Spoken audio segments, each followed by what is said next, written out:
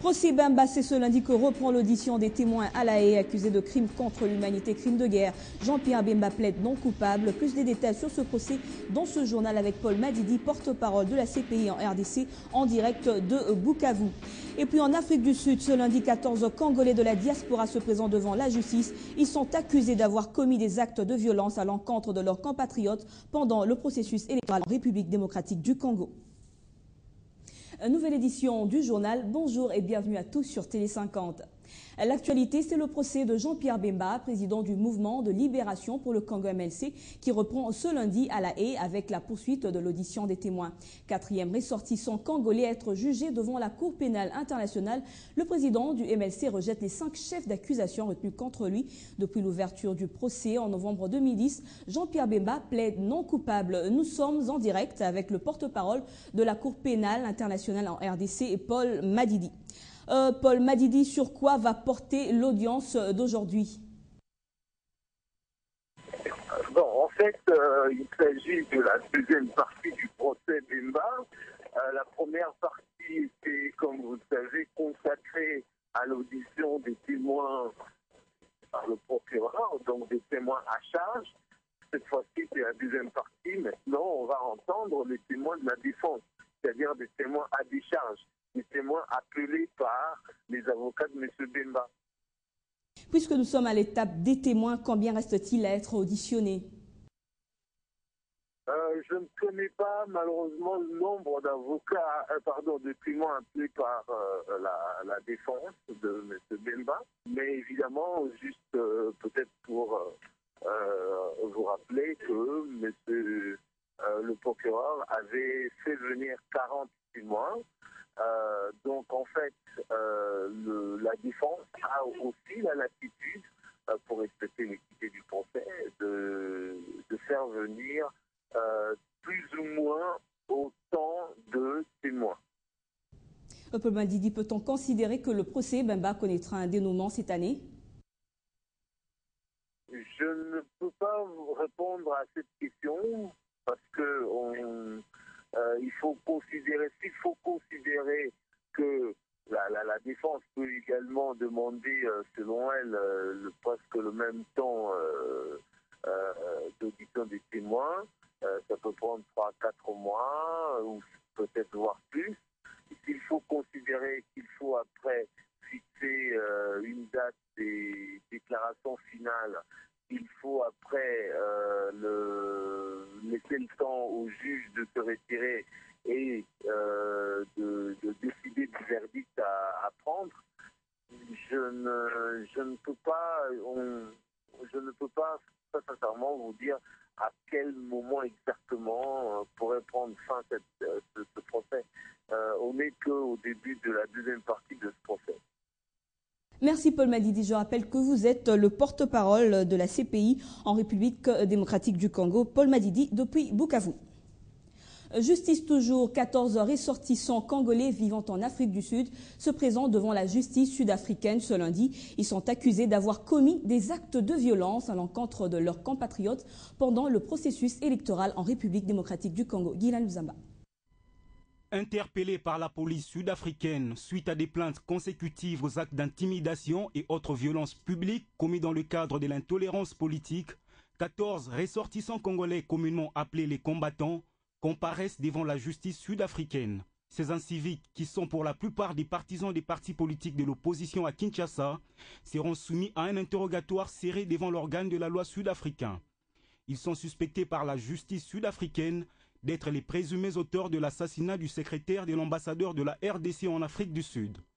Pour identifier ces fauteurs de troubles, la police sud-africaine a utilisé des prises de vue vidéo, organisé des séances d'identification et a procédé à une enquête active qui a abouti à la libération des gens reconnus non coupables.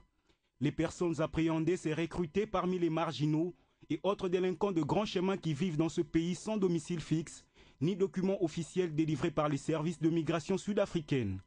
Déterminée à mettre fin à ces actes de violence devenus intolérables aux yeux de tous, la police sud-africaine promet de poursuivre sans relâche des investigations qui vont certainement aboutir à d'autres arrestations pour sauver les vies des personnes en danger.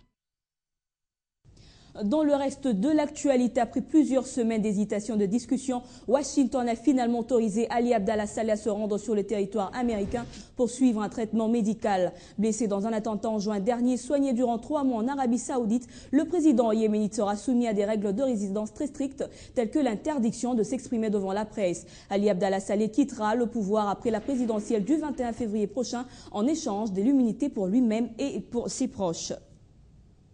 De la culture, Delicate Shade, le nom de la collection que la société Vlisco a tenu à présenter samedi à la presse congolaise. Au cours de ce point de presse, particularité, prix de la nouvelle collection ainsi que projet pour l'année 2012 de la société Vlisco ont été abordés. Spécialisée dans le domaine du textile, la société Vlisco continue d'innover. Et Delicate Shade est la collection choisie pour le défilé du 24 janvier de l'année en cours. Une collection particulière de par ses motifs et les couleurs choisies. Pourquoi cette collection? Tout simplement parce que dans la féminité, il y a la délicatesse.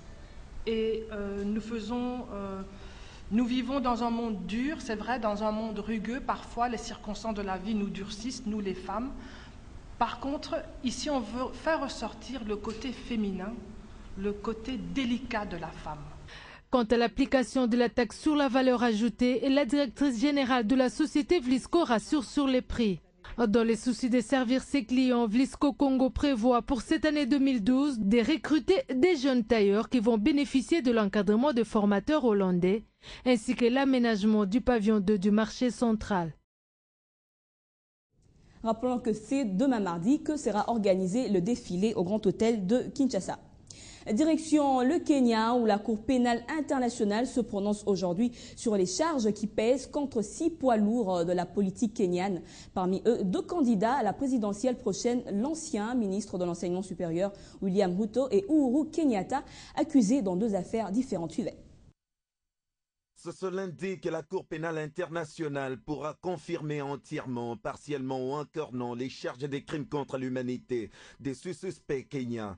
Ce dernier poids lourd de la politique du pays bénéficie jusque-là d'un soutien important de leurs groupes ethniques. Parmi eux, 2 suspects déjà en lice pour la présidentielle sont inculpés dans l'affaire de partisans du mouvement démocrate orange, William Ruto et Uhuru Kenyatta. Reste à savoir s'ils sont accusés, pourront-ils mener la campagne électorale? Est-ce que les juges exigeront que les accusés soient mis en détention? Si oui, le gouvernement kenyan accepterait-il de les arrêter? Personne ne sait encore. Pour l'heure, la population est sur les qui-vive, car la décision des juges de la CPI va certainement modifier le paysage politique dans le pays.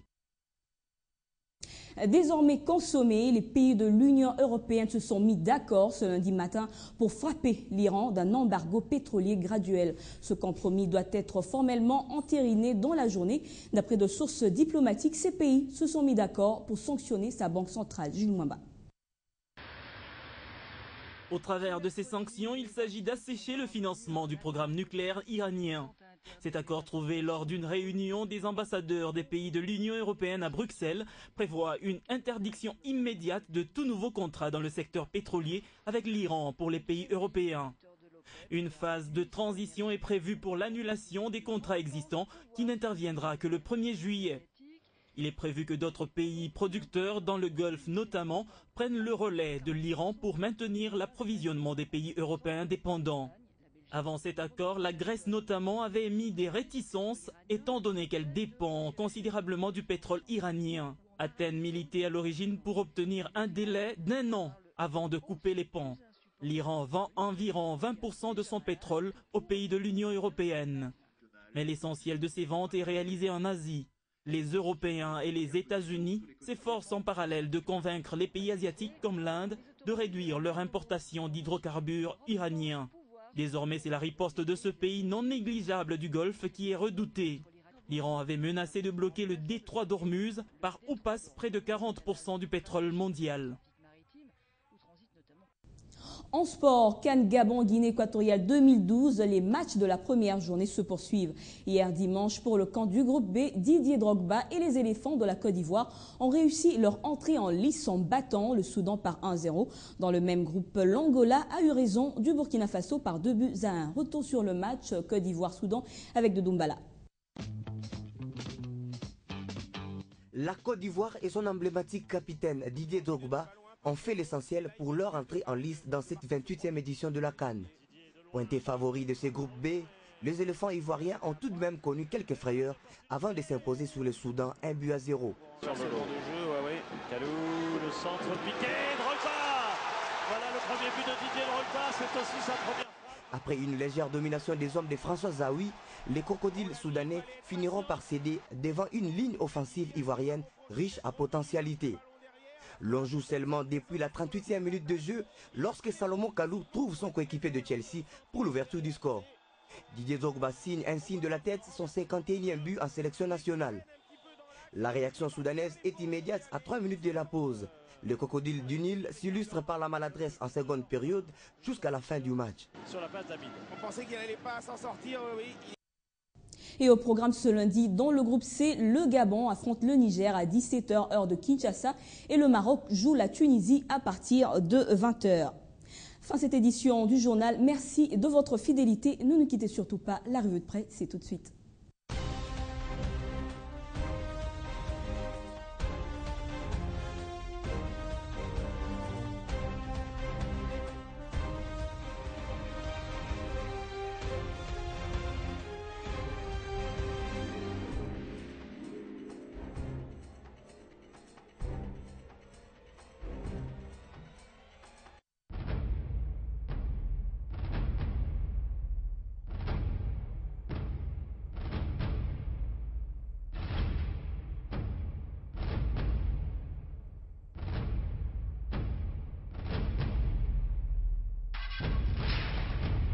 Ce journal vous a été offert par la BCDC.